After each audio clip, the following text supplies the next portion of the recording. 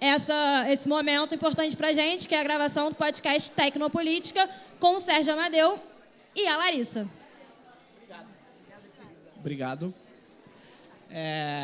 Cadê o Túlio?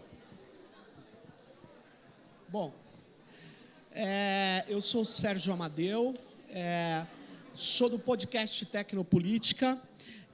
Hoje nós vamos fazer um episódio aqui bem diferente, porque em geral a gente grava o podcast numa salinha ali e tal. Então, nós estamos fazendo um episódio sobre gênero, direitos e tecnologia. Nós vamos discutir coisas muito interessantes aqui.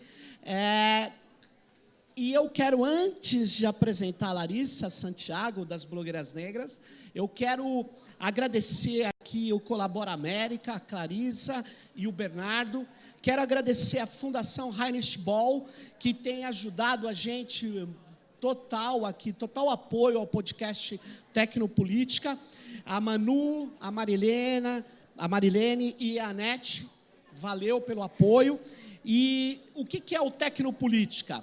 A gente tenta desmistificar a tecnologia e mostrar quando a tecnologia guarda definições políticas, quando os códigos trazem uma série de ideologias e verdades que estão para além da técnica, e quando a tecnologia também pode carregar decisões políticas. E para falar sobre isso, a Larissa, ela é uma das fundadoras, coordenadora do Blogueiras Negras, que trabalha com tecnologia, trabalha com comunicação, trabalha com redes.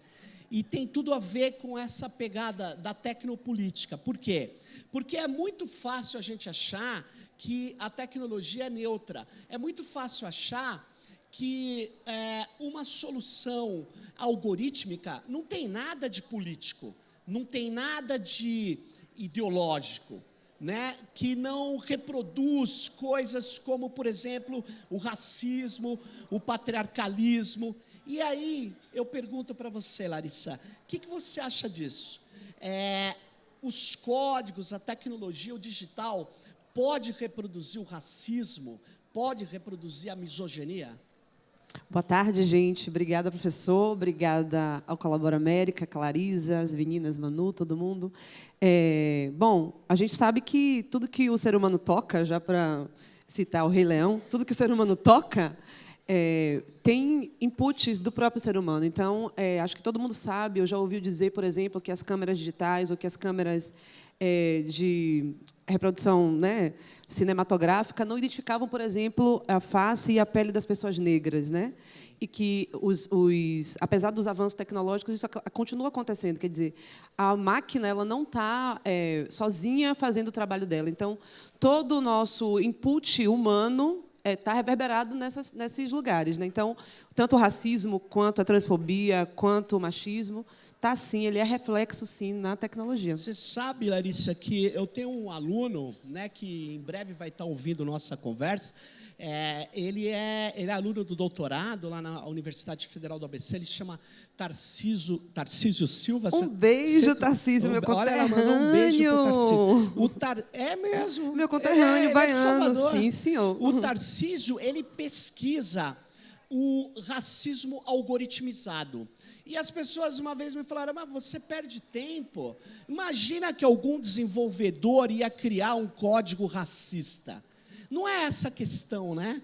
Porque o que ele tem mostrado para a gente, inclusive com base em 10 estados americanos, eles têm um algoritmo que estuda a pena, porque os Estados Unidos prende muita gente, né? Prende mais que o Brasil até.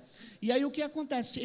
Eles querem calcular a pena e aumentar a pena para quem poderia ser reincidente. Então o algoritmo faz uma análise com várias estruturas de dados e dá uma pena. Uma sugestão de pena ao juiz. E se descobriu que essa sugestão de pena é muito mais grave para os negros do que para pessoas que têm alto grau de periculosidade, que recebem penas baixas porque são brancos. Então, veja, um algoritmo que desconsidera que a estrutura de dados que a gente tem no judiciário americano é racista, que desconsidera que aquilo teria que ter uma correção e que, portanto, não tem, porque o desenvolvedor acha que a tecnologia é neutra. Acho que vocês, não sei se vocês ouviram falar do caso da Bahia. Esse ano a gente testou, quer dizer, o governo da Bahia testou em Salvador o reconhecimento facial no Carnaval de Salvador. Antes do Carnaval, na verdade, testou na festa de Iemanjá, que começam as festas de Largo, para aplicar no Carnaval de Salvador. E no Carnaval de Salvador eles identificaram um prisioneiro, né, um meliante que tinha cometido crime há 8 anos atrás. Nossa. Ele tinha cometido crime com 18 anos e ele foi reconhecido. Quer dizer, você usa uma base de dados, exatamente o que você falou, você usa uma base de dados que tem inputs racistas, raciais, para provocar, para trazer resultados tecnológicos que são completamente enviesados. Então, é isso que está acontecendo também no Brasil. E você sabe que, por exemplo, no Brasil há um senso comum. Agora, inclusive, o tal do ministro da Justiça anda pegando empresários amigos. Ele está em campanha, né? Então ele põe o outdoor em tudo quanto é lugar aí do Brasil, coisas absurdas. Ele sabe o que ele quer fazer? Ele quer incentivar o senso comum, que existe mais ruim no senso comum. E uma das coisas que tem ruim no senso comum é achar que se eu espalhar câmera em cada centímetro da rua, eu vou conseguir evitar o crime. Sabe, câmeras que usam inteligência artificial. Como é que funciona a inteligência artificial? A câmera está lá, ela está ligada em alta velocidade por conexão de internet, talvez, com uma central, onde tem algoritmos e computadores rodando. Aí, ali, a pessoa pode tentar, não está muito evidente que é uma pessoa, mas o algoritmo de inteligência artificial recompõe a face da pessoa e diz, olha, aquele lá é o perigoso meliante fulano de tal. E aí, em geral, em São Francisco, o conselho do que seria a cidade de São Francisco percebeu que lá em São Francisco o tal do falso positivo era muito alto e que só prejudicava negros, prejudicava as populações mais, vamos dizer, marginalizadas. E aí, sabe o que aconteceu? Foi a primeira cidade no mundo que tomou uma decisão. Você pode até ter câmeras, mas não pode ter câmeras ligadas à inteligência artificial, porque isso reproduz o racismo. Agora, imagine em São Paulo, eu moro lá no Sumaré, se bate ali a câmera e fala, olha, aquele Sérgio Amadeu ali é um perigoso procurado. Aí, o pior que pode acontecer comigo é eu ser levado para uma delegacia. Mas eu pergunto para você conhece São Paulo, né? Sim. Então, sim. Zona Sul, Sim. Jardim Ângela, será que a polícia vai chegar perguntando como ela chega no Sumaré? Então, na verdade, acho que não. Eu acho que ela vai reproduzir a violência. Então, sem dúvida, o exemplo que você traz das coisas são muito perigosas. Eu acho que a gente tem que voltar muito atrás, né? A própria uma tecnóloga também que é norte-americana, que é Simone Brown, sim, ela fala sobre a vigilância dos corpos, como é que o capitalismo de vigilância, como é que a vigilância foi sempre usada para punir os corpos, mas que corpos, né? Então são os corpos que já são historicamente oprimidos. Então, ela dá como exemplo de máxima vigilância o navio negreiro, né? O navio negreiro como o panóptico do passado, o lugar da vigilância extrema. Então, todo o aparato tecnológico baseado numa sociedade racista será necessariamente racista. Todo aparato tecnológico para vigilância vigiará os corpos que já são historicamente oprimidos. Impressionante isso. Eu acho que eu vi, ela foi no Lavites. Sim, ela estava no Lavites e ela falou sobre isso. Então, é importante a gente conhecer e colocar no viés da tecnologia a política. Quer dizer, nada que a gente produza a partir de uma sociedade que é estruturalmente racista, que tem o racismo no seu institucional, na sua institucionalidade, nada que não seja... que não bula com essa estrutura, nada vai ser para o bem desses corpos que já são marginalizados. Claro. Sejam eles corpos negros, corpos de mulheres trans, entende? E falar nisso, eu queria ir para essa questão também, né? Que é o das mulheres. As mulheres. As mulheres na tecnologia, a gente sabe que eram muito excluídas por vários preconceitos. as pessoas falam, isso não é coisa de mulher, mulher não pode fazer, as mulheres não têm capacidade, tudo isso que a gente ouve em várias áreas. Mas, na experiência de vocês, das blogueiras negras, o que você vê no uso da tecnologia? O que você vê de preconceito ou de superação disso? Como é que vocês conseguem ultrapassar isso? Acho que o primeiro passo, quando a gente entende que faz tecnologia, acho que as blogueiras negras só entenderam que faziam tecnologia com um pouco mais de tempo, né? É entender que ter um blog, que saber subir o site, que colocar um template, agendar uma coisa na rede social, é também entender de tecnologia. Quer dizer, a gente tem a ideia geral de que ser de tecnologia é saber codar, é fazer um código, né? É saber programar. Sim. Não necessariamente. Então, acho que a primeira barreira que a gente quebrou internamente com nós mesmas e que espalhou, né, levamos a boa nova para as mulheres, é que a gente também sabe fazer tecnologia de diferentes formas, né? E acho que isso trouxe a gente uma coragem para estar no debate sobre tecnologia. E aí entender que escrever é uma tecnologia, que a escrita é parte da tecnologia, que reivindicar o espaço, né, de ter voz, seja num blog, seja num vlog, seja no podcast, também é lidar com a tecnologia. Então, acho que desmistificar, né, que é o que Ana Carolina da Hora, aqui do Rio de Janeiro, fala no programa da computação sem caô, é desmistificar genial isso. O que significa estar no debate de tecnologia. E aí as mulheres, sejam elas brancas ou negras, elas vão trazer um olhar diferente sobre a tecnologia. Então, é trazer o conhecimento ancestral, é trazer a tecnologia de ser dona de casa. Quer dizer, o que uma dona de casa, por exemplo, sabe de máquina de lavar que um homem não sabe? Então, é desconstruir... Sabe muito. Desconstruir esse lugar da tecnologia como sendo um lugar só de programação e de código pesado, entende? Entendi, mas eu queria te falar, Larissa, que eu acredito que se as mulheres começarem a programar num número muito maior do que nós temos hoje, eu acho que os códigos vão começar a ter alterações também. Porque eu não acredito... por exemplo, vocês já repararam numa coisa que se chama QWERTY? Quem sabe o que é um QWERTY, né? K-W-E... QWERTY. É isso? Faltou o R. Faltou o R. O QWERTY é um jeito de escrever na máquina. Pode olhar o teclado. O teclado nosso aí é QWERTY. É isso aí. QWERTY. Esse teclado, ele vem lá da época onde existiam máquinas de escrever e que as máquinas tinham aqueles grampos e ela não podia ser ágil na digitação. Então, eles bolaram um teclado que é um teclado pior que você tem para se escrever em língua inglesa. Porque um teclado para escrever numa língua, ele tem uma conformação que não necessariamente é igual em outra, mas a gente acha que tudo é neutro, padrão. Que tudo é igual, que tudo é padrão. E, na verdade, mas olha o que o padrão faz com a nossa... mentalidade. Ou seja, nós não dependemos mais de máquinas de escrever e os teclados continuam... São os mesmos. Então, eu acredito que se pessoas de outras culturas começarem a se apropriar da tecnologia, você não acha que a tecnologia também muda os seus formatos? Tenho certeza absoluta. Inclusive, o sonho das blogueiras negras sempre foi trazer para o Brasil um projeto que é dos Estados Unidos, que chama Black Girls Can Code, que são mulheres negras que ensinam crianças negras a programar. A gente, recentemente, lá em Recife, teve o AfroPython, que é o evento da comunidade Python para pessoas negras. E, pela primeira vez na minha vida, eu fui num evento de... Eu não sou programadora, eu não sei programar, mas eu vou em evento de comunidade. E, pela primeira vez na minha vida, eu fui num evento de comunidade de tecnologia que tinha mais mulheres e mais pessoas negras.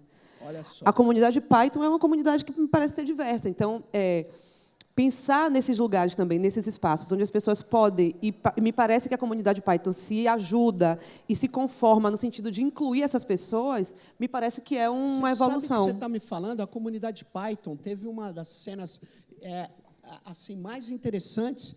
Eles faziam o seu congresso anual no Brasil, que é o congresso de quem domina aquela linguagem de programação, que hoje é uma linguagem para quem quer fazer ciência de dados. O Python é muito importante, né? Aí, o que acontece? A pessoa tinha que pôr o nome, tinha que pôr, eu acho que talvez uma foto. E aí, o número de mulheres que eram escolhidos era um número menor, e aí o que eles fizeram?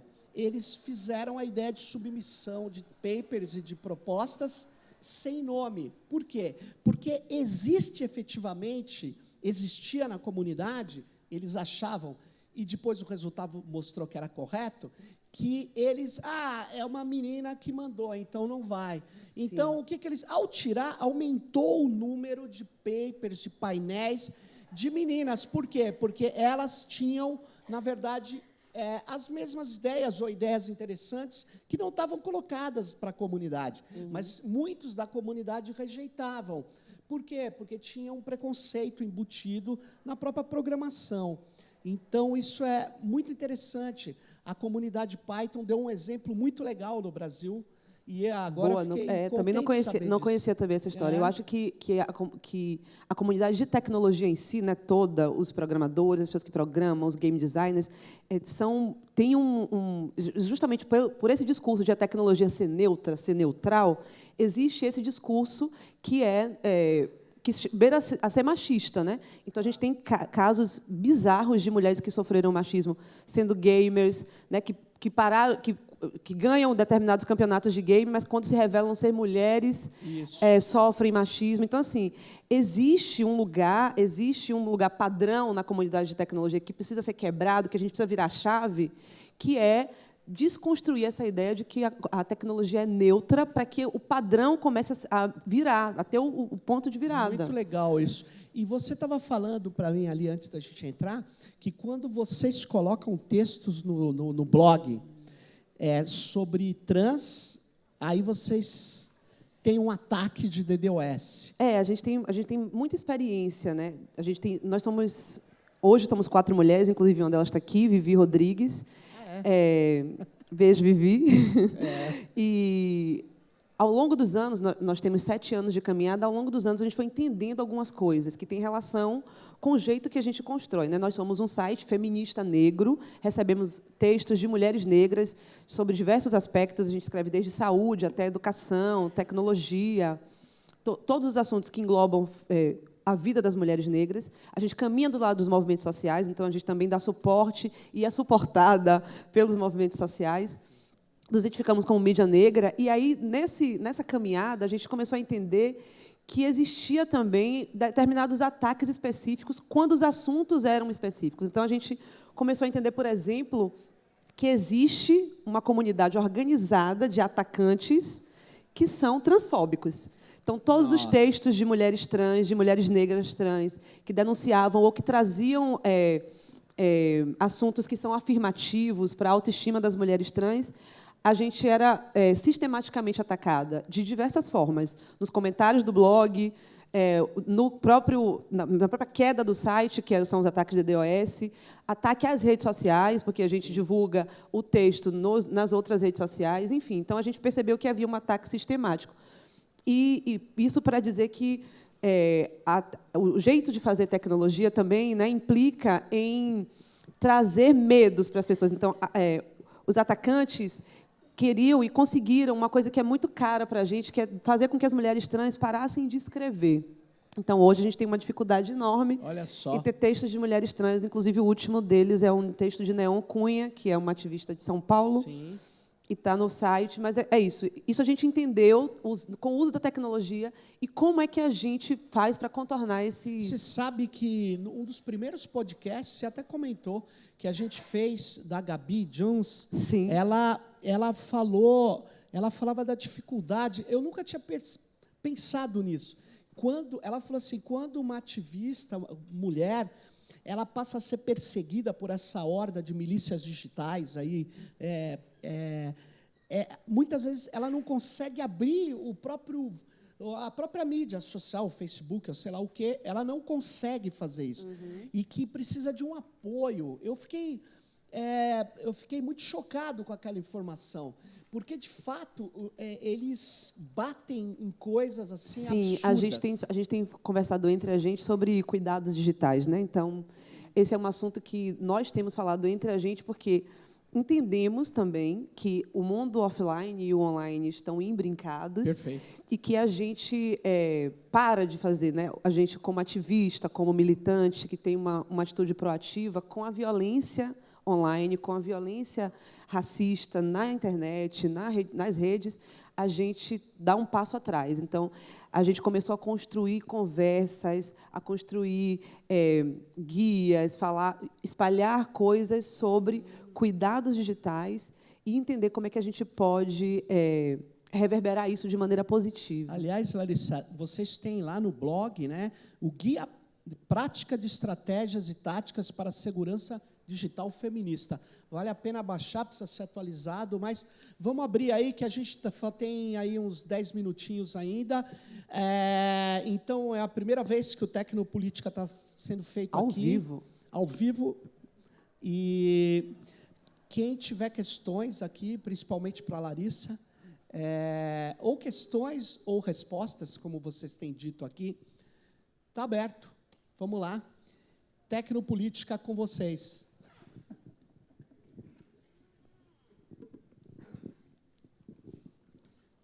Pois. Oi, meu nome é Rick, eu trabalho com audiovisual.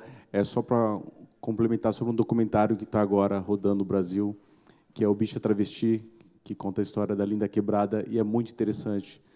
É uma personagem trans muito potente e resistente, principalmente nas redes sociais também, porque ela recebe várias provocações perigosíssimas mesmo. Eu acho muito importante. E uma experiência pessoal que eu passei, a gente fala muito sobre transfobia, e a gente sabe que o Brasil é o país que mais mata, que comete mais esse tipo de crime, mas a gente só percebe mesmo quando a gente conhece, por exemplo, uma mulher trans negra. E aí você fala, quando você sente que é uma pessoa do seu lado, você fala, cara, não é possível que essa pessoa com 27 anos pode não mais estar aqui entre nós produzindo, por exemplo, audiovisual maravilhoso, ou produzindo música, produzindo o que quiser. Então, é um exercício da gente também furar nossa bolha e a gente viver na pele quando a gente tem contato com pessoas desse tipo. A gente sabe... É muito foda isso, é desesperador. Obrigada. Valeu. Vamos lá. Temos mais uma questão, pelo menos. Calma, gente, de uma vez só. Enquanto isso, eu vou falando assim. Tem um pesquisador muito interessante, um professor Landon Wiener. Ele é um inspirador dessa ideia de tecnopolítica. Tá? É o seguinte, Larissa, ele mostrou num texto, não está traduzindo em português, mas se fosse, seria Baleia e o Reator, e ele tem uma pergunta no capítulo 2, assim, os artefatos têm política? E ele começa a contar sobre as pontes da cidade de Nova York, né? As pontes para chegar numa praia, onde a elite não queria que fosse as pessoas de baixa renda, os negros, enfim. E aí, como é que você vai fazer? Você vai votar na Câmara de Vereadores a proibição de um extrato social ir para um lugar? Claro que não. Então, como é que você resolvia esse problema? Ele mostra um arquiteto com o sobrenome Moses, ele faz pontes que tem até hoje, para ir para esse lugar de Long Island, que são pontes super baixas que não passavam veículos coletivos. Então, está resolvido o problema, você não precisa votar nada, você não precisa fazer, basta não ter transporte coletivo para esses lugares que você exclui as classes indesejadas e perigosas. Que solução é essa? Tecnopolítica.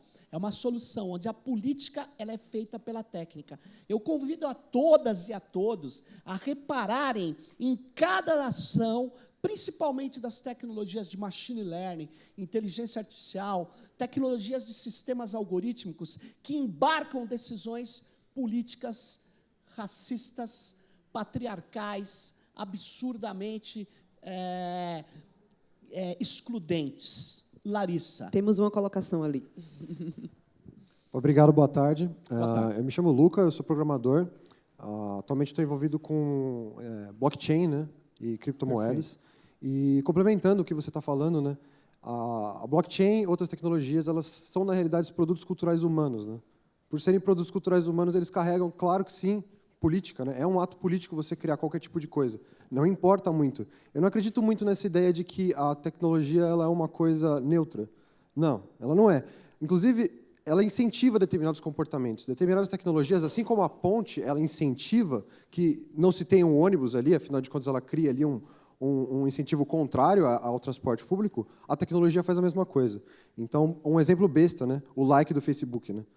Muito bom. O like do Facebook, ele incentiva a gente a diminuir a nossa opinião a uma coisa digerida naquele instante que não abre espaço para um diálogo.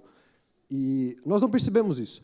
Mas eu acho que essa conversa e outras são bons exercícios para a gente ter esse espaço de pensar que tudo que a gente está fazendo é um ato político. Essas coisas, elas incentivam comportamentos na sociedade, no grupo das pessoas. E outra, hoje é muito fácil aprender tecnologia, é muito fácil criar novas ferramentas. A importância das mulheres participarem disso é que tipo de tecnologia que a gente vai criar, o que essas tecnologias vão incentivar daqui para frente.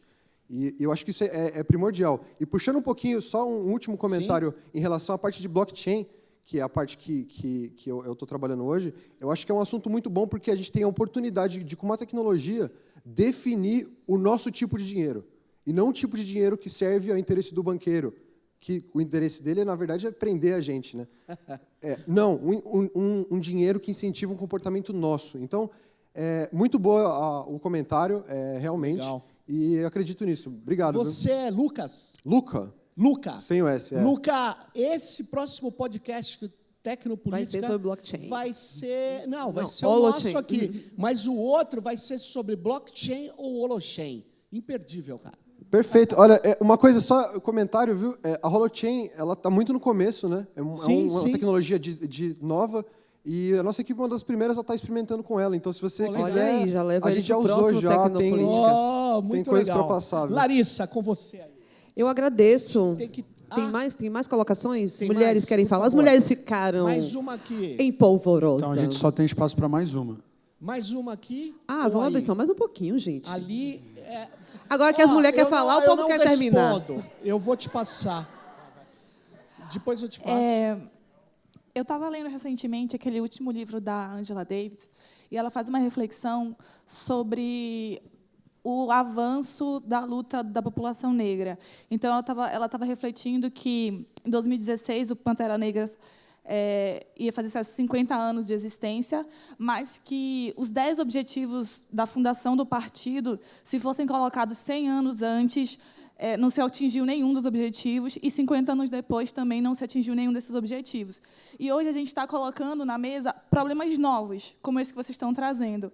E eu queria entender um pouco da tua perspectiva sobre isso. A gente não, porque, enfim, não é meu lugar de fala, mas tem tanto para se caminhar quando a gente está tratando essa questão de raça. E como que você se mantém firme mesmo nessa luta que é diária? Obrigada. Não, pode falar. Eu vou tentar responder tudo. A gente tem pouco tempo agora.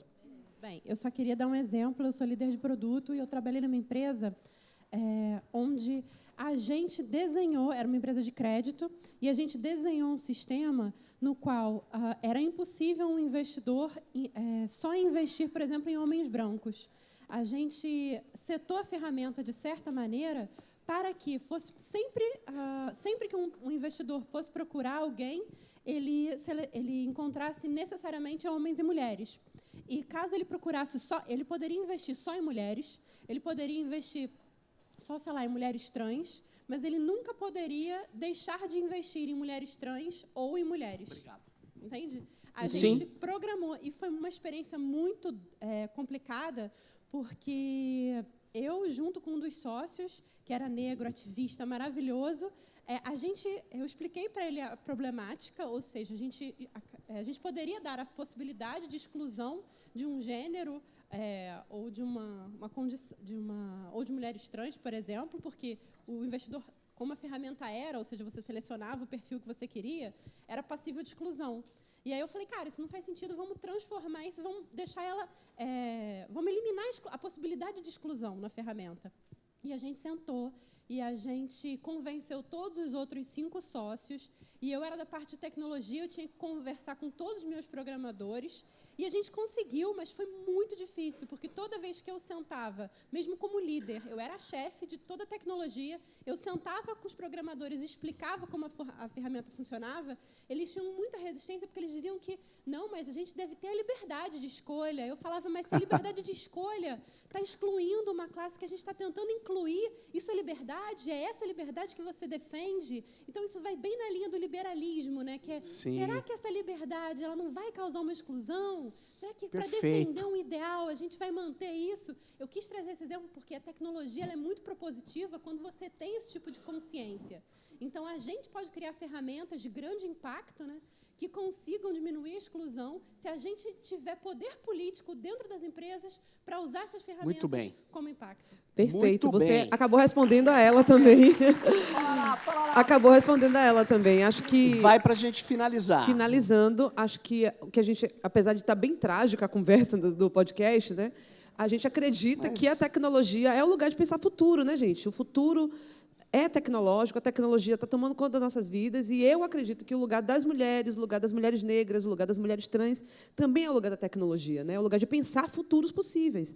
Então, é isso que me dá gana de continuar. Eu olho para as crianças, eu olho para as meninas negras, eu olho para os meninos negros, e penso que eles podem ser o que eles quiserem, inclusive pessoas que pensam e que fazem tecnologia. Acho que é isso. Legal, legal. Muito obrigado aqui, Larissa. Eu que agradeço. Obrigado. Foi um prazer, à Fundação professor. Carnegie Ball. Obrigado aqui ao Colabora América. E o próximo Tecnopolítica. E vamos lá. Até a próxima. Tchau. Obrigada, gente. Valeu.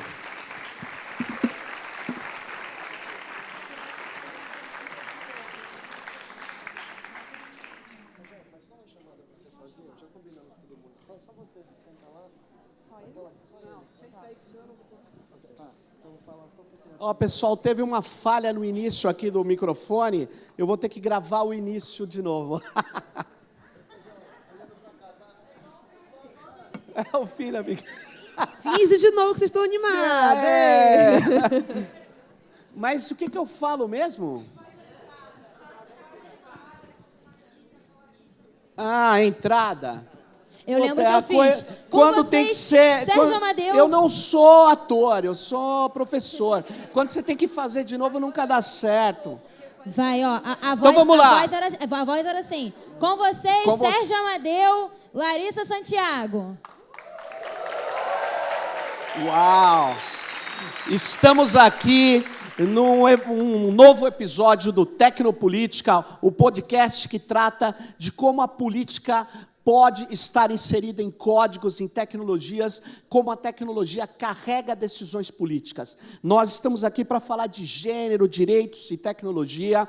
E antes de apresentar a nossa convidada, eu quero agradecer aqui o Colabora América, a Clarisa, o Bernardo. Quero agradecer a Fundação Heinrich Böll, a Manu, a Marilene, a Anete, que tem nos apoiado muito. Esse podcast existe por causa da Fundação, que nos ajudou muito, nos incentivou. E eu quero apresentar a Larissa Santiago, que é uma criadora e atual, uma das coordenadoras do Blogueiras Negras.